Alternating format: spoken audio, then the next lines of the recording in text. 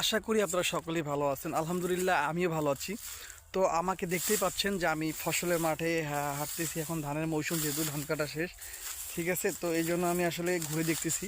তো এখানে এক ভাই আসলে ধান কাটতেছে, ওনার কাছে যাব, ওনাকে জিজ্ঞেস করবো। তো সকল বন্ধুরা অবশ্যই দেখতে পাচ্ছেন। তো এই যে দেখেন, জমিতে সার দেওয়া হচ্ছে। তা আসলে সার না, এটা গোবর বা মাটির সঙ্গে মিশ্রিত, ঠিক আছে। তো যে আমার সঙ্গে এক ভাই আছেন, উনি দিতেছেন। তো ওনার সঙ্গে সকলেই আমার পদ্মাতে চোখ রাখেন, আপনারা সকলেই দেখতে পাবেন।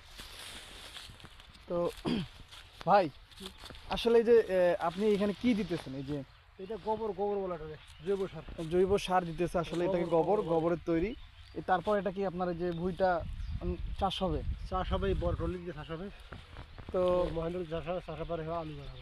এই জৈব সারটা দেওয়ার পর এই জমিটা কিন্তু চাষ হবে। আর এখন কি চাষ করবেন আপনারা? আলু লাগাবো, আলু। তো এখন আলু হবে।